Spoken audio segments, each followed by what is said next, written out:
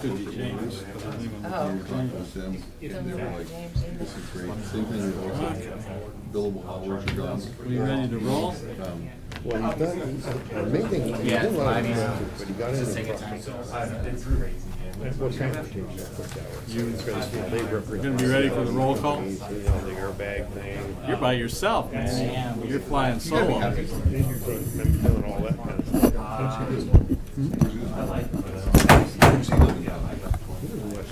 Welcome, everyone. Welcome to the City of Sandy Planning Commission meeting for Monday, June 24, 2019.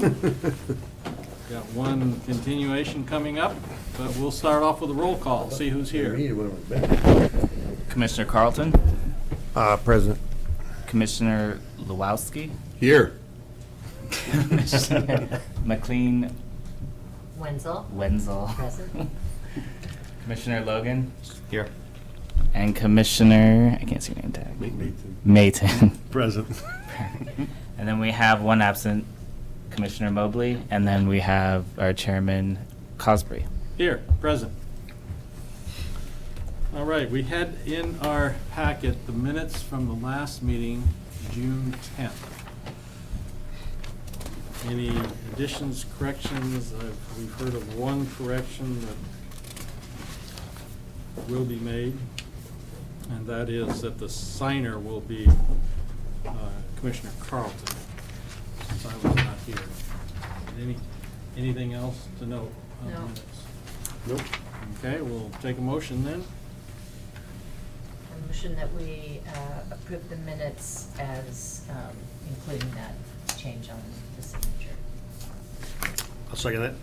Been moved and seconded to approve the June 10 minutes with the correction to the signature lines, the signatories.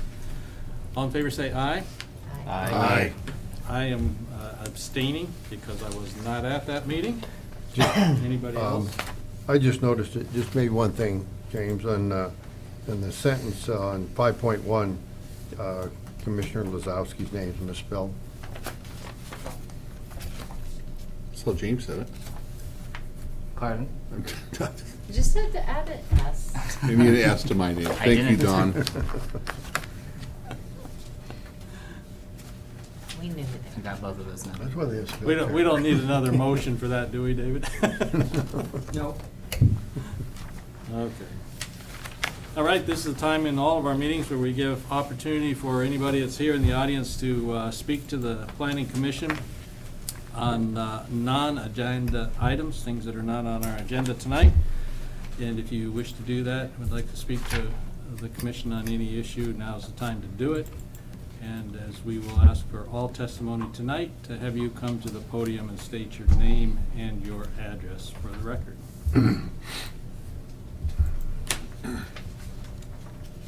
Okay, that was easy.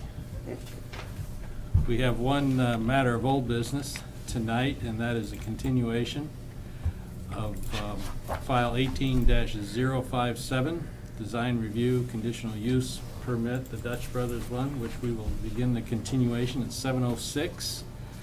And I just need to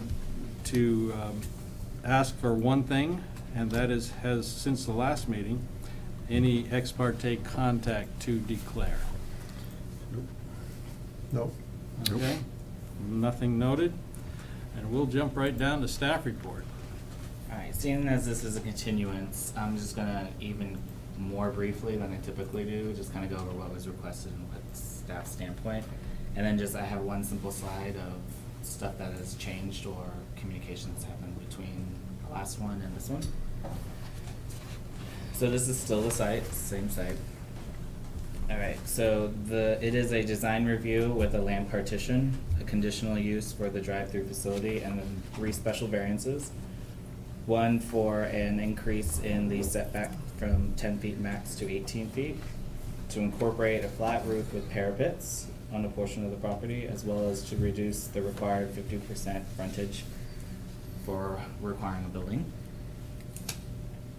So this is going to be the end result of the partition. It will be a half a half acre fronting Proctor and then 0.15 acre fronting Pleasant Street. The conditional use again is for a drive-through facility. It's listed within the allowable minor conditional uses, so rather it's a regular conditional use, not a minor. Proposed variance A is for the setback requirement. Again, the building will be at a total of 15 or 18 feet setback, and then the structure for the ordering has an overhang that will be 3 feet setback from the property. This zone district requires a minimum of 0, maximum of 10, so they're asking to exceed the maximum, but there is that carport structure that is within that limitation. Staff is supportive of the original variance, just like we were last time. So proposed variance B is to incorporate the flat roof with parapets. Staff supported this last time, we're still in support of it this time. We did note that they did add pitched roof on the carport as well as the civic space. And then C, the last time we met, you did want to see an exhibit regarding, you know, really why they need that. So this is an exhibit showing the visibility triangle for if someone on the right side is standing across the parking lot versus on the left, that someone's standing on the street. One of the reasons why they do need the parapets is to screen rooftop units, RTUs. So this is showing how that will be accomplished. Screening rooftop units is a requirement of the code, so based upon those and the fact that they're incorporating the roof pitch elsewhere is reasons why we're supporting this variance. And then C was to reduce the building frontage from 50% down to, I believe it's 18%. We're supportive of this because of the pedestrian features that they've incorporated. So these are renderings of it. The rendering on the left, you can see that they've added the bicycle parking as well as some pedestrian elements with the benches. Last time there was some talk about beautification or enriching the pedestrian environment, similar to what's also seen on Proctor, so they've added those elements. As well as the landscaping at maturity will be about 3 feet tall per the applicant, so that will screen a little bit more of the drive-through stacking queue, as well as just kind of create, you know, a more green environment for pedestrians versus just an asphalt. This is the new site plan. It does show those benches as well as additional landscaping within the front. Also mentioned, which I'll go into a little bit more detail, was the landscaping up in the northeast corner behind the trash cans. So they did look at that and look at some of the concerns from the neighboring property and incorporated a different type of tree there. I believe there was concerns regarding root systems as they mature, so I think they chose a plant that is a little bit more in keeping with what would make the neighbors happy, if I recall correctly from our conversation. So this was the only slide that changed. I just added this one. It was just comments from the April 22nd meeting. The narrative has been updated, as you guys will see. They did a really great job at highlighting and providing a little bit more justification as to why they're requesting those. Response to public inquiries, there was, regarding the traffic that's generated, the TIA that we received didn't have any concern regarding the traffic that would be incorporated. I know there's concern regarding the stacking. There's also spoke to stacking and is 3 times the amount that's required by code, so staff still supports the proposal for that sense. Regarding the fencing, they did reach out to the single-family dwelling that's just to the north of them and are going to be replacing the fencing. They did reach out, and you guys have a letter from them today. I spoke with them today. I invited them to send that email in case they couldn't make it tonight. I did explain to them that we would add that to the conditions of the final order, provided it's acceptable with the applicant. I spoke with the applicant too, and they are on board with that, so it seems like that'll be cohesive. The water runoff and retention, I'm not an engineer, but I know that the applicant has had extensive conversations with the neighboring property who had those concerns at the last meeting. And from the email and the letter that was written from All County Survey, it seems like they're in agreement to it as well. And then the Hogan roots were the root systems for the plants that they decided to go with a different route. Arborist report, they did provide us an arborist report. 2 of them are in good condition. As of right now, they're proposing to keep and retain 2 of them. They're not required, so that's a bit above and beyond. So that was great to have. The richer pedestrian environment was the landscaping and then the benches that they're incorporating as well. DEQ, they did come back with an update. Again, not an engineer, but from what the letter said, they need to complete a contaminated media management plan. And then they did submit a letter today to our director, Kelly, that had 4 more conditions or things that they would have to complete prior to being able to build. That will be added to the final order as well. The stormwater management, I kind of quickly, briefly ran through that. Rooftop unit analysis was that site visibility triangle from across the parking lot as well in the street. That does show that it will be screened. The electric power line overhead is a little bit more unique of one that I think the applicant will explain during their testimony. From what I understand is to underground it, the whole entire building would have to be rewired. So they were going to be granting them an easement for an overhead so they can still access power to their property. I might recommend that be a revocable, so whenever in the future the mattress store either changes hands or wants to rewire, that could then be taken away at that point, but that's, up to the applicant. And then the public utility easement, this was a unique one that staff hadn't dove down into. Again, the zoning district requires a minimum of 0 and a maximum of 10 feet setback, but our code says that for any partitions, you have to grant a 8-foot easement, public utility easement along the frontage of the property, which those two kind of definitely conflict. In the analysis, I kind of shared the history of the code and how it was written, as well as did explain that the city does have an agreement with ODOT, which is known as a Special Transportation Agreement, which is Exhibit 00 in the 900 pages you guys received. So to quickly explain that, is anything from the curb to the property line, we have control over. So our Public Works Director has done this in the past where they require new development to put utilities within the curb, or not in the curb, in the sidewalk. That way you could still have that 0 to 10 foot setback. So at the last meeting it was brought up, if they're required to have an 8-foot public utility easement, how are they putting that, the pillars to support the carport structure, as I'm calling it, for the drive-through facility? We are supportive of them putting that within that curb and sidewalk, and then that way they can still retain 3 feet, because the intent of the C1 district is really to bring the buildings towards the sidewalk and create that pedestrian element, and we think the proposal the way it is will do that, so we're supportive of that. So that's really in a nutshell. I know you had a lot to read, so our recommendations still stay the same.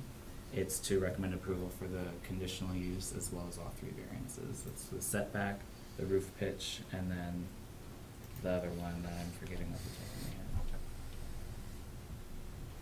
Yes, the other ones I'm forgetting off the top of my head. So, frontage, 50% frontage. Yes. Any questions of staff right now? I guess just to nail one down, so looking at on page 61 of the staff report,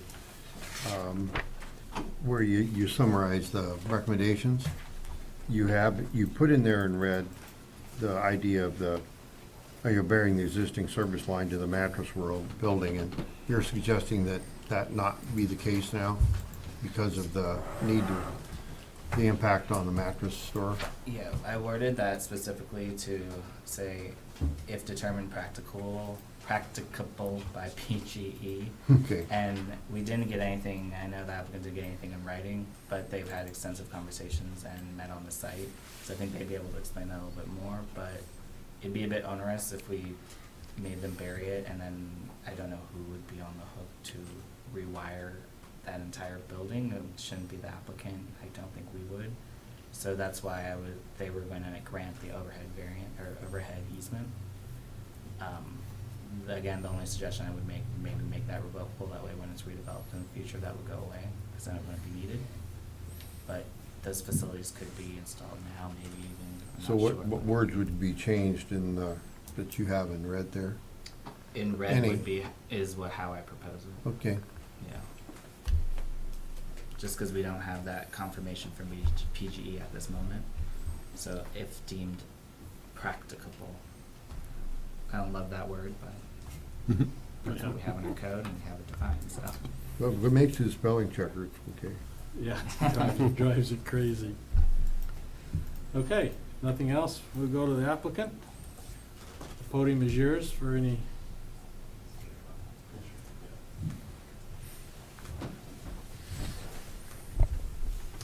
Hello, good evening, members of the Planning Commission, and thank you for taking the time to continue your review of our proposal. My name is Braden Bernard. And my address is 504 Northwest 18th Avenue, Portland, Oregon 97209. This evening, I will begin with an overview of the proposed development. I will explain our current design and how we arrived at it. And I will update the Commission on the changes we made in response to the Commission's and the community's feedback in late April. Following my presentation, our attorney will speak specifically about the variance request. So if you look at the slide, it's still the same site.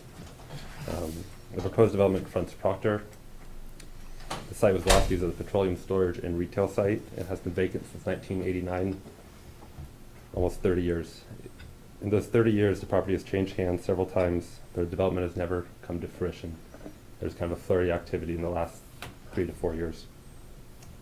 We think this is in part because of the site's unique shape, both on Pleasant and Proctor, and also the environmental status and kind of the limitations with the one point of access. Following months of due diligence, we purchased the property in late October with the intent to build a Dutch Bros Coffee and to kind of fill this retail gap on the east side of Sandy. We had our first meeting with the City of Sandy staff almost a year ago to discuss the proposed development. We received staff's input at the meeting, I think it was in July, and we worked to put together a proposal that incorporates the Sandy style, provides kind of an outdoor patio, civic space for the community, and provides comfortable access for all modes of transportation, including pedestrians, cyclists, wheelchair users, and automobiles. Following several rounds of feedback from the staff, our application was deemed complete in early March. In late April, we had our first hearing, which I'm sure we all remember, which we left with clear directives from the staff, the community, and the commission. We're here again today to ask your support and to provide further information about the development. So when we begin any process, we kind of first look at site constraints. In this instance, it became clear after meeting with ODOT and the City of Sandy staff that would be limited to using the existing place of ingress and egress, which is shared with 7-Eleven, which is on the bottom southeast corner of the site. Moreover, following the intent to develop Pleasant Street as a commercial corridor, we thought that the northern lot could be used for more than just a parking lot or a driveway, so we wanted to segment the property, hence the partition application. In tandem, these considerations compelled us to use the existing access as both a point of ingress and egress for the development.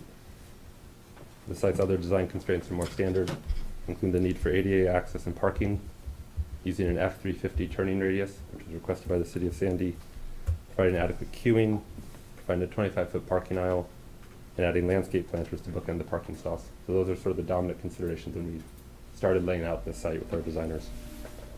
We ultimately paired these constraints with our tenant's design standards, which would have a drive-through window, 5-foot wide site sidewalks so the employees are safe running along the drive-through lane, and a large patio gathering space, and the standard Dutch Bros kind of new prototype footprint with the modern exterior. With all that in mind, we began laying out the building and the patio location. Cognizant of our downtown setting, we sought to place the building as close to the street as was possible with the one point of ingress and egress and the drive-through. We achieved this through designing a building with an extended drive-through canopy that pretty much is right out of the Sandy style with a natural stone base, the use of heavy timber, and a pitched roof. We then placed a generously sized patio to the east of the building and provided a raised pedestrian connection, which is at grade with the sidewalk, thereby elevating the pedestrian in the eye of the driver, who's at a full stop at the pickup window. The patio canopy is the same as the drive-through canopy with the same natural stone base, the pitched roof, and and the heavy timber. That's kind of shown on the screen now. Throughout this process, we never attempted to plop down a corporate Dutch Bros prototype in Sandy. This building has very little in common with the standard Dutch Bros prototype. This building was designed specifically for the site and for Sandy and to meet the design intentions of the Sandy style. And with this proposal, we were able to meet all the other requirements that I laid out earlier, including the F-350 maneuverability, the 5-foot sidewalks, a large patio space, safe access for pedestrians, cyclists, wheelchair users, and automobiles. The end result, we believe, is a building and a site layout that brightly advances Sandy's signature style on the eastern side of town. With this current design, we are requesting the Planning Commission grant 3 variances and a conditional use permit. I will speak briefly about each item and we'll cover them in greater depth later in our presentation. The first variance request, as James has already outlaid, is to place the core building 18 feet from the property line, whereas the code mandates a maximum of 10 feet for properties in the C1 district. The variance request stems from the limitation of using one point of ingress and egress and the directive to provide adequate queuing. In order to meet the intent of this code, we designed a Sandian style inspired heavy timber drive-through canopy that is a structural portion of the building and is only, I think, 2 or 3 feet off the property line. The second variance request, I think that rendering shows the connection between the street and the canopy. The second variance request is to construct a flat roof on the primary structure. The need for this variance arises from the building's small footprint and its need as a retail establishment for modern HVAC distribution. We believe that HVAC is more sightly when it's not seen, as opposed to being on the ground next to the building. The patio canopy and drive-through canopy, which are frankly much more visible to the passerby than the core building, both incorporate the pitched roof, and we think we meet the intent of the code. The third variance request is to reduce the required building frontage on the street. The need for this variance arises from the building's frankly very small footprint, which we also think makes the lot ultimately developable and what is different from our application than all the other people who have bought the lot. Our proposal does still maximize the building frontage by placing the parking behind the building. We also feature a large patio, which we think provides a larger swath of activated frontage than maybe is shown by just the building square footage. We're proud of the proposed design, and we think it's a marked improvement to the property and to the eastern edge of Sandy. Having covered our design, I'll now update the Commission on the changes that were made between our last hearing in April and today. Following the first staff report and the Commission's input, we were charged to update our proposal and provide further documentation regarding several items. Over the past 2 months, we have continued to work with City staff to ensure our application meets the City standards, and we are pleased to see that staff continued to recommend approval. We took this opportunity as well to address many of staff's conditions of approval, which were laid out in the first report, which we were able to narrow down from 46 to 28 items. I'll kind of go through the broad changes by category. With regard to the site layout, we kept the same primary layout, however we added the bike parking and the benches on Proctor and the little ODOT bump, thereby further activating the road and ensuring that all modes of transportation are accommodated and visible. Bike parking will be on a concrete pad in the landscaping aisle, and it'll be oriented to allow for easy pull-in and pull-out parking. We hope that it's not an arduous design, and the fact that biking is visible encourages more biking. With regards to landscaping plans, we removed the Hogan cedars and the maples due to respective concerns about height and beetles. We also adjusted the design of the landscape islands in the parking lot following the revamping of our stormwater system. There was also a 300-foot bit along Proctor that not all of our plans showed landscaping on the first time, and that's been corrected, so the site is fully landscaped. With regard to the site utilities and stormwater, we added a drainage pipe with a retaining wall that ties into the stormwater system following concerns from the community. We switched to a system using contact filters. Obviously, our engineers doing these drawings and is fully licensed. The city's engineer has reviewed these plans and confirms that they're in conformance with city standards, pending the submission of final plans, per usual course. We also fixed our connection to the city system in response to the comment that no discharge is allowed from manhole to a catch basin. This is further down on Pleasant Street. And lastly, we decided to use the existing water meter box on Proctor Boulevard rather than making the run down Pleasant, and we updated our drawings accordingly. With regard to architectural details, most of these were in the conditions of approval. The first report The new plans have a revised lighting schedule with softer emissions and pedestrian lighting, a cornice feature on the building, and a note specifying that the foundation design shall match the building's exterior. We also provide the line of sight analysis confirming that the HVAC equipment on the roof is properly screened.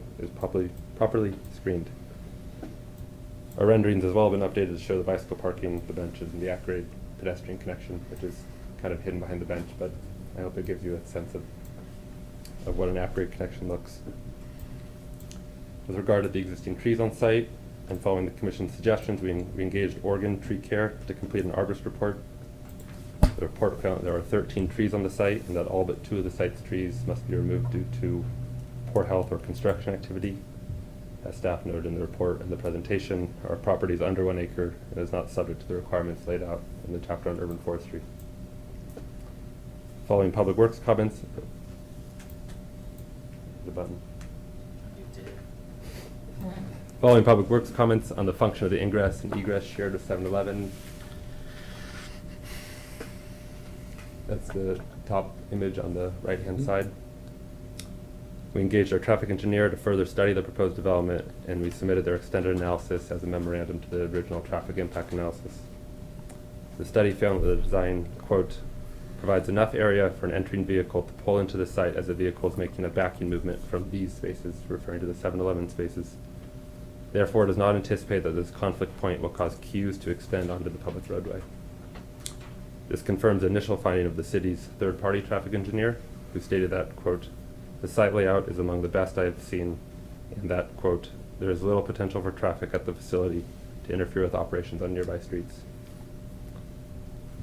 With regard to the site's environmental status, we've continued our discussions with DEQ and are proceeding through their process.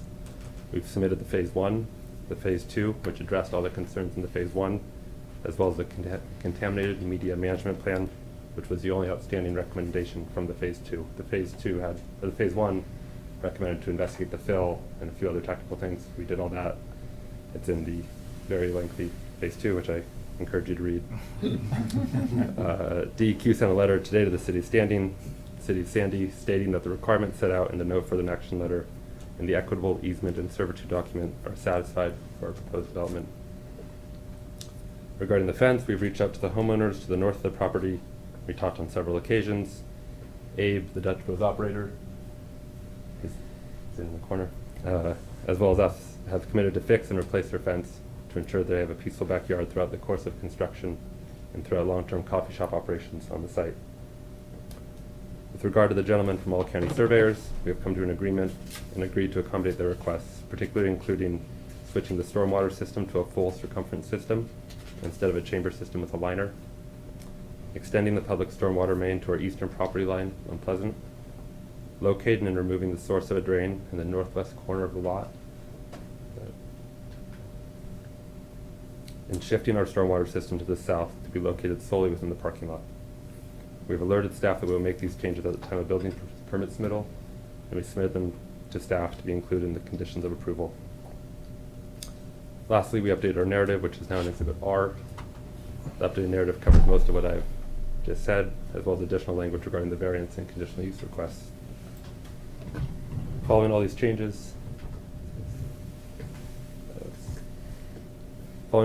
staff issued a new report with 28 conditions of approval. We agree with all the conditions. The only condition we have a comment on is condition 5, which is the PGE matter, which states that we shall, quote, vary the existing service lines from Mattress World building if determined practicable by PG&E. We agree with the intent of the condition. We would like to vary the service line. PGE has determined that they cannot compel Mattress World to switch to an underground service as a result of an adjacent development. We have agreed right now the overhead service line does not have an easement. We've agreed to grant them an easement so they at least have no threat of a development impacting their service or impacting their business at all.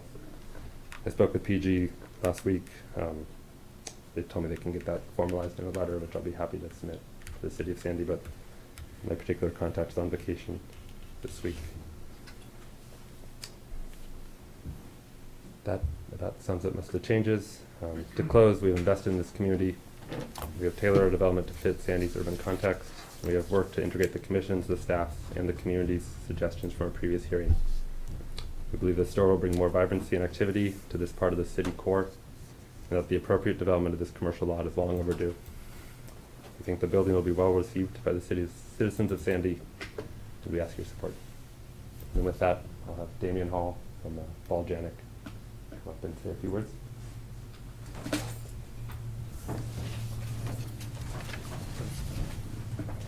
Thank you, Braden.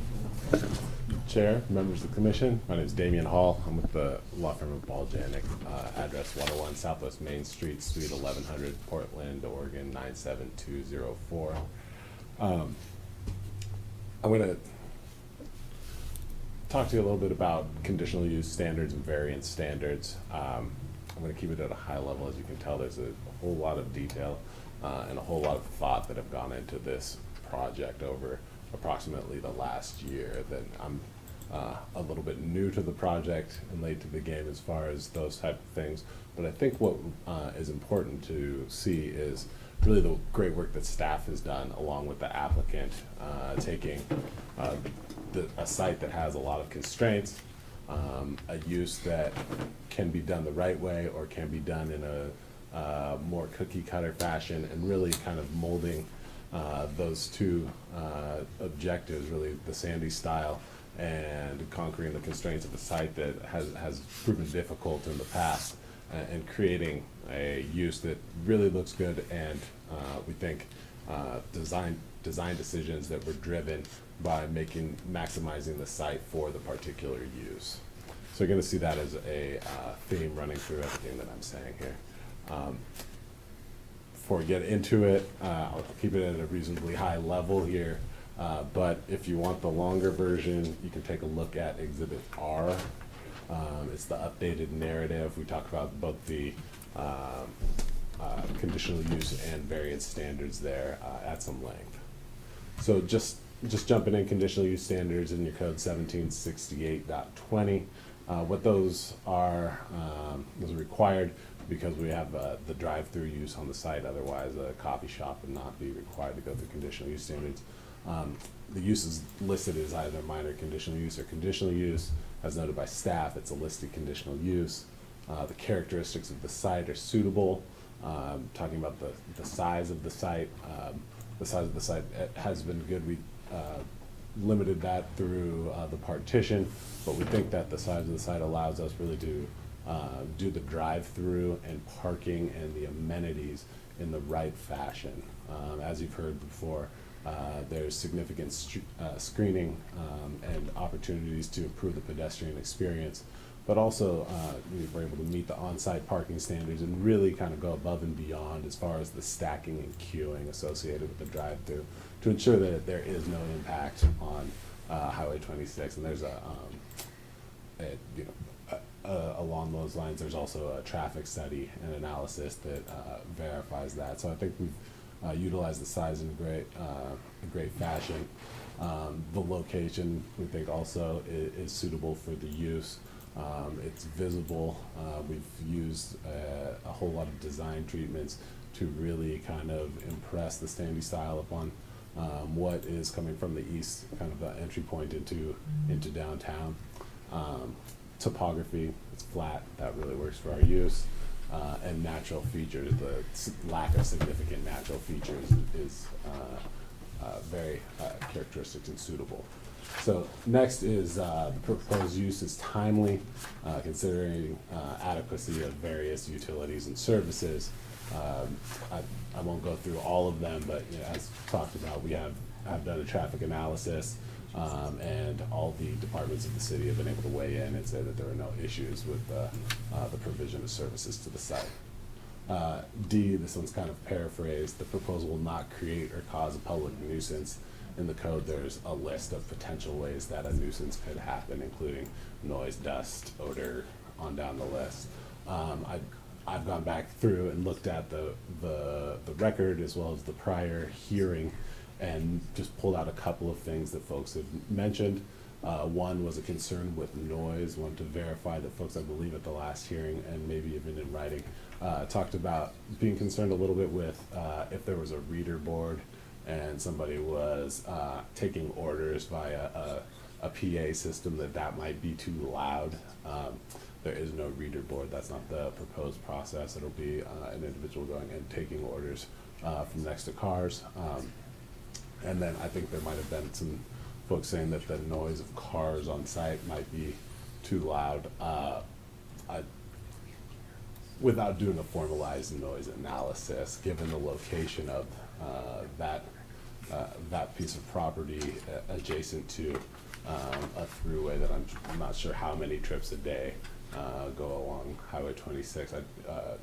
The noise of cars pulling into that site and parking or idling as they go through the drive-through, I don't know that it would register above the background noise of the site as it is now.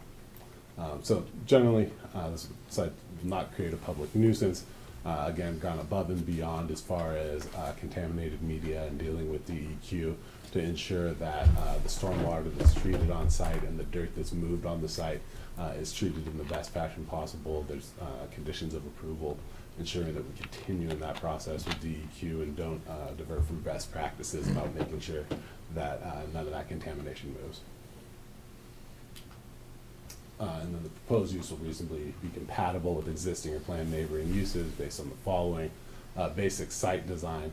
I think that gets back to our extensive employment of the Sandy style. I'll be talking a little bit more about that in the variance section coming up here, but it's going to be the gabled pitched roofs and the different employment of different materials and stone at the low and masonry at the lower levels. That's the same with visual elements. We talked about noise. Noxious odors, none are anticipated. Lighting, and some of these things, Braden has done a great job of going through and discussing the specific decisions that went into that about the soft lighting and the logistics of that. Signage is minimal for Dutch Brothers, but the traditional franchisee signage in places where we think that it can be non-invasive but also visible to bring folks to the site so that the business can succeed.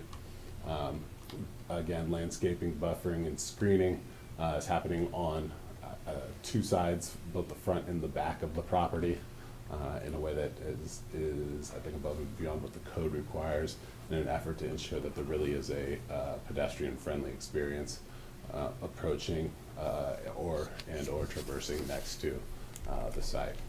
Traffic, we've talked about the lack of anticipated impact on traffic there. Same with off-street parking, providing significant off-street parking in order to satisfy the demands of the code. And air quality and water quality, we don't believe that there's going to be any negative impacts to air or water quality. It gets back to the work that we're doing with DEQ and ensuring that best practices are utilized and ensuring that the sort of industrial legacy of the site remains in place and does not impact any of our neighbors. All right, quickly going through the variance standards at 1766.90. One of the following set of criteria shall be applied as appropriate. So the way that I read that is either letter A or letter B needs to be satisfied by each of the variances. And so just a quick rundown.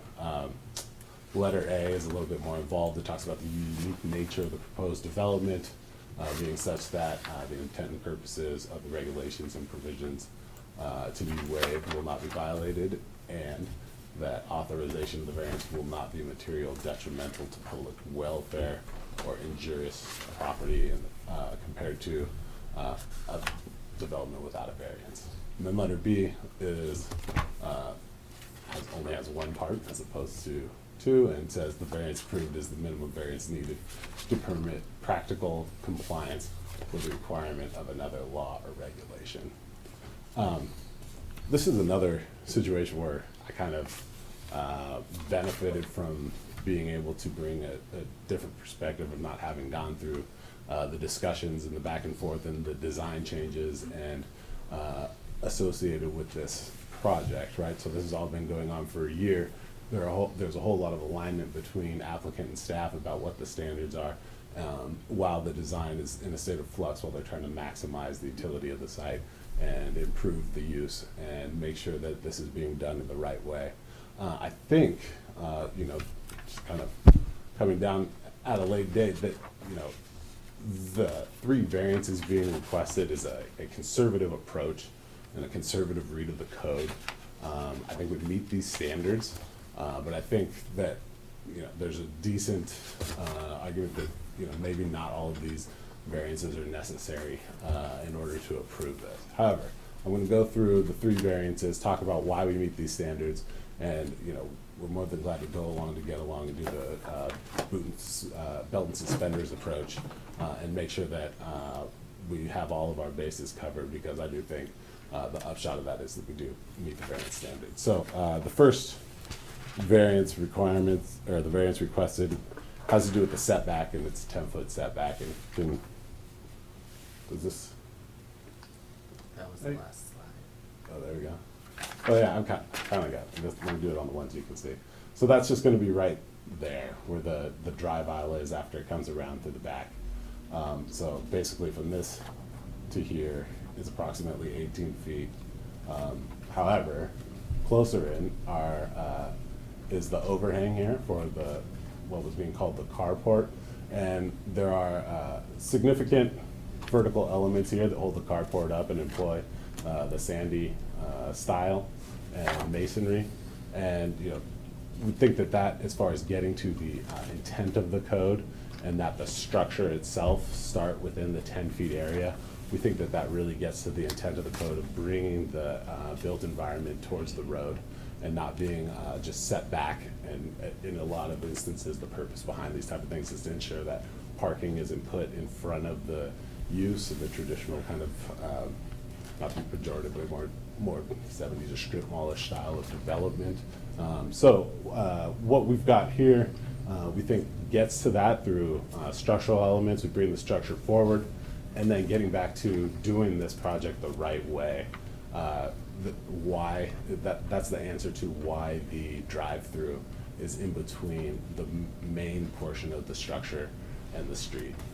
Just because there is a potential design where it could all be done in the back. However, that does not get the positive outcomes as far as the landscaping of the site, the off-street parking, as well as the increased stacking and queuing to ensure that there are no impacts on the adjacent street. So because of those, I think we probably meet both A as well as B when talking about the intent and purpose. And then, I think not only is it not materially detrimental that we approach it that way, I think it's an actual improvement to the impacts on the area. On to the next variance, talking about the roof pitch. This is another one where I'm not 100% sure that a variance is actually needed. There is a section in the code that talks about alternative to pitch roofs. And it says, basically, if you meet these standards that have to do with kind of cornices and parapets, then you can have a flat roof. And part of the conditions of approval are to say that those standards must be met on the portion of the roof that's flat. So, I think we are pretty much getting at what the code wants, but we're also providing a portion of the building that's pitched roofs, and importantly, that's the portion of the building that is forefront as far as the visible experience of pedestrians and folks driving by. So what is this design standards really getting at? It's what do you see when you're going through Sandy, when you're walking up to a business, and in the forefront it is that pitched kind of gabled roof, and that is what is going to be the primary imprint as far as folks experiencing this particular development. So because of that, I think we both get at the intent and purpose, and again, I don't think that there's any negative impacts, let alone anything materially detrimental about the proposal. So I think that again would satisfy both A and B. And letter C, variance 3, if you will, that's again about the frontage, and that's you know, one that really kind of is derived from the nature of this use that's being proposed. There's not a way to really do it in a long, skinny building that is particularly utilitarian or useful. You know, there's a way that the design could be driven by just trying to satisfy that standard, and you could have an extra long wall in order to get more than 50% of the site frontage. However, that doesn't seem particularly useful or the best way to have the design proceed, so folks went away from that. What the orientation does do is basically orient 100% of the building frontage that onto either the patio or onto the pedestrian area that has a linkage to the street. And no, it doesn't get up to 50% of the street frontage, but it's 100% of the building frontage that we have. And we think that creates that civic space as calls for in the Sandy style, and meets the intent of the standards and satisfies these variance criteria. So again, I think I'll leave it at that and open it up for any questions that folks have, but I think it's, again, the variances needs are driven really kind of by the design decisions that have been made in collaboration with the staff to ensure that this particular use is done in a way that best utilizes the site, best reflects the Sandy style, and make sure that the impacts are limited to surrounding uses. Thank you all. Thank you very much. Thank you.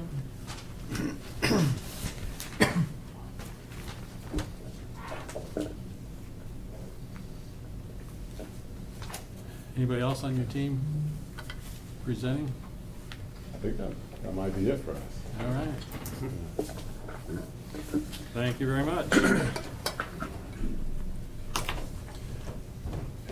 Well, I have to officially ask for any proponent or opponent testimony, but seeing that we don't have any additional audience here, but we will give opportunity.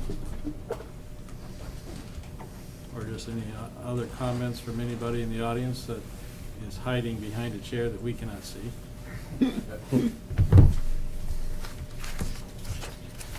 So we can go right to staff recap. You got anything, David? The only thing I would comment to would be the condition 5, the change that staff had made, utilities access to proposed parcel 1 shall be installed within Proctor Boulevard, US Highway 26 right of way. And the applicant shall bury the existing service line to Mattress World building if determined practicable by PGE. Between now and the final order, I will look at the wording on that. I do agree that kind of insinuates that if PGE says it's applicable, they need to do that, but if it's not practicable to the neighboring property, does that really make sense? So I'm gonna look at that and see how we can improve on that language. I don't want to put the neighboring property in any issues, and I don't want to put them responsible for that. Other than that, I think it was a great presentation. So the way it stands right now, that power pole that's kind of right in the middle of the property is gonna stay. Yeah. Because that's how Mattress World is gaining their power. I mean, it's Can't the biggest compel problem, them if it's gonna be required for the entire building to be rewired. You know, PGE or the just- city can compel them to do that. I mean, it's kind of, it's off the side, but, you know, I don't know why the building have to be rewired. It just seems like the electrics, Thursday got to come up to where the box is, and once it comes up to the box, it's just coming the ground or coming from down, it's just going to a box. And once it gets to the box, why would that mean the whole building's got to be rewired? That's why we wanna hear from PGE. Yeah, I mean, Seeing that something. just doesn't make sense to me. I don't know where their service goes, you know, et cetera, but, I mean, it happens all the time when they, you know, when they completely got rid of all the power poles, you know, on the eastbound side on Pioneer. You know, they didn't rewire all the buildings or anything, Well, I they just put know. it into the building, you know, wherever it was. Yeah, unless they're seeing something we're not. Yeah. You know, So I I don't guess know it if would be maybe the nice new if that power- power pole could go away, I guess. The I'm old sure. electricity can't maybe handle that. I've had Yeah, a that's nineteen what I was 23s wondering. home that had to have a whole new circuit box because Yeah, Yeah. probably has of to the do with old the wiring, so side of it. that's what I Well, want to hear from if it works PG. out, it can work out. I know these folks probably like to see it go, it sure make their Yeah. appearance from the street look better. I'll ask this question now, David David on the right. With James's proposal of tweaking the condition after we vote on it, how, that. Yeah, so I think what I would suggest is making sure that the intent is clear. And it sounds to me, and maybe the applicant can weigh in on this too, that the intent of the condition should be that the pole can remain until Mattress World determines that it's feasible for them to underground. Am I getting that right? Or when it's remodeled. The pole won't be there, it's the wire bisects the site, and it goes directly over our property and plugs into Mattress Road about halfway back on the lot. So the pole has other lines on it, and that's where the transformers spots are. and Oh, okay. Those are gonna stay. It's really just the single overhead wire bisecting our site. The way that cannot bisect our site is to put another pole up, which we don't wanna do. And I'm Sure. Sandy was up. So what would be the trigger for Mattress World, in your mind, for Mattress World to underground their service?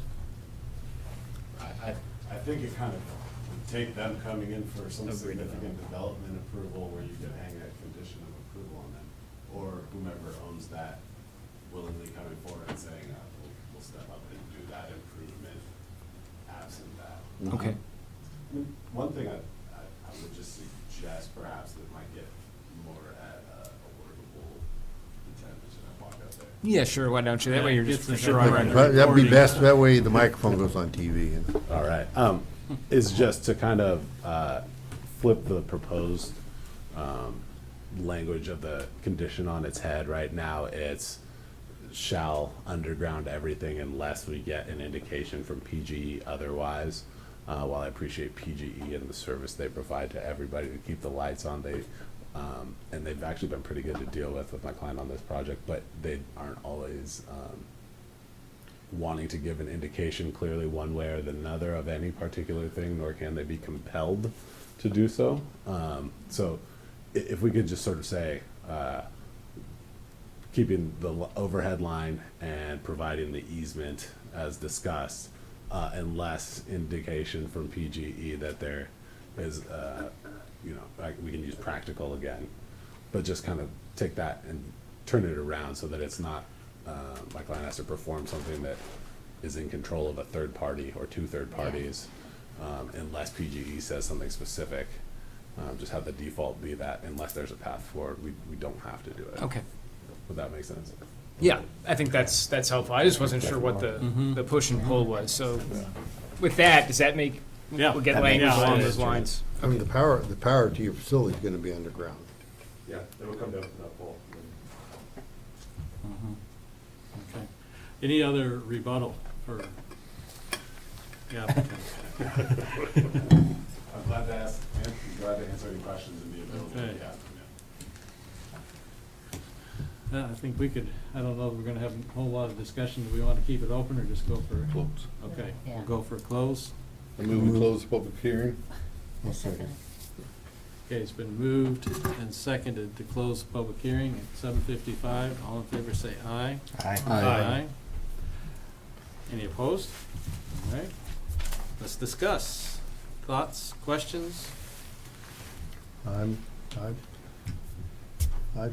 personally in favor of all three of the special variances. I thought they did a good job presenting it earlier.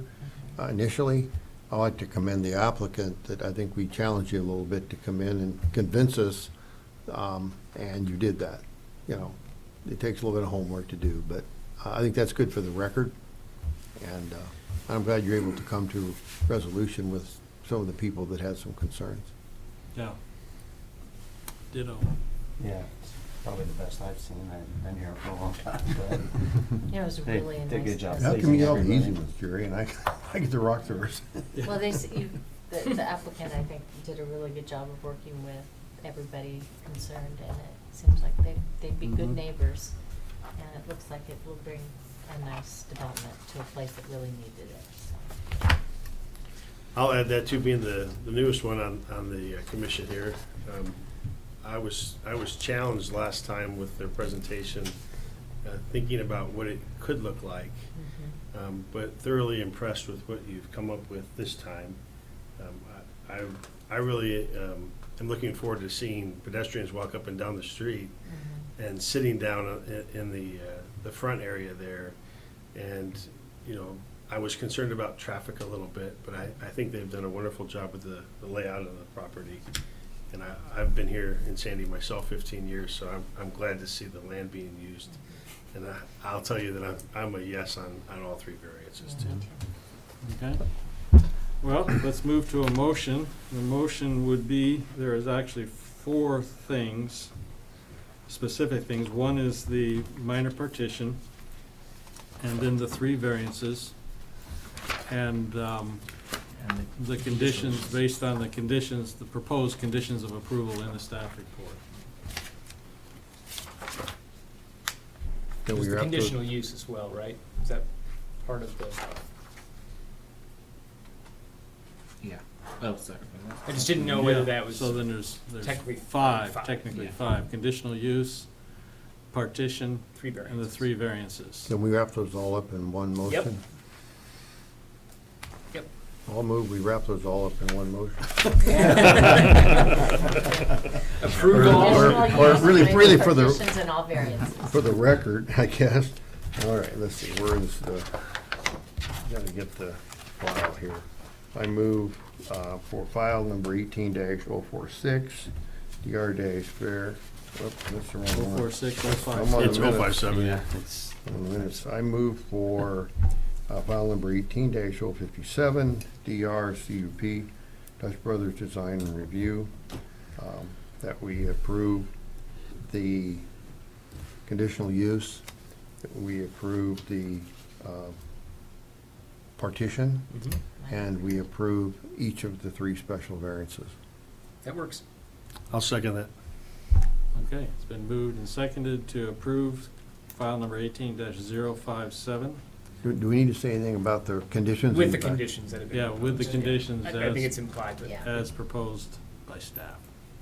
Do we have to modify that? We said it for the record, so you can Right. bring that in. Yep. I think we fixed it. Okay, it's been moved and seconded. We'll take a roll call vote. There you go. You gotta remember all those names again, James, you need a seating chart. I wanted to hear you say mine this time. Okay. I Get even the like seating chart wrote out. out the phonetic thing and practiced it already. Okay, teacher. Commissioner Carlton, Yes. Commissioner Lasowski, There you go. Yes. With an S. Commissioner McLean Winslow. Yes. All right. Commissioner Logan. Yes. Commissioner Mulby is out. Commissioner Mayton. Yes. Chair Crosby. Yes. Okay. Motion is approved.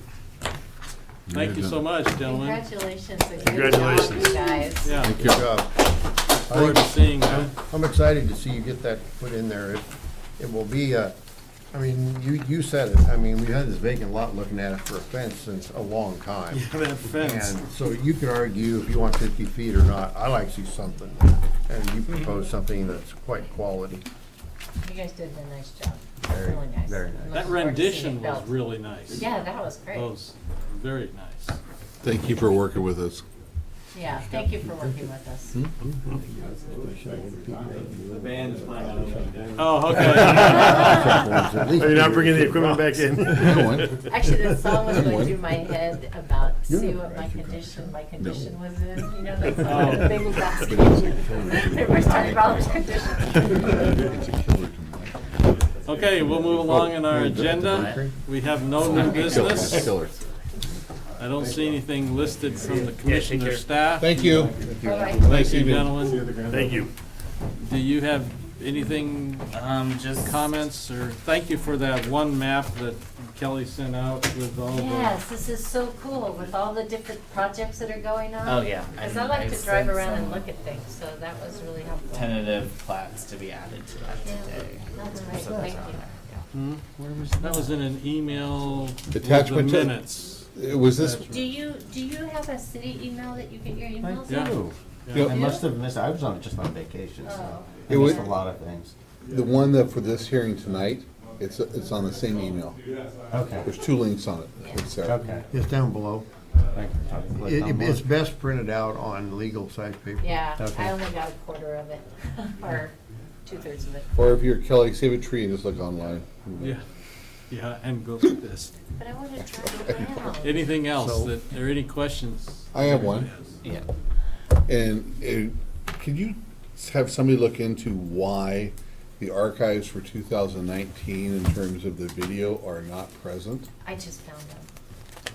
Because, well, the link that I go through is, The one with the video camera does not work, and he's gonna work on that, right? You're gonna look into Yeah, that? I But always the one where click- it says video, you Yeah. can click on it and Okay. it works. Yeah, I either want to get that off or figure out why that's. They got a not broken working link on on the Yeah, recording. yeah, that's a broken Okay, link good. for sure. And you know what that is.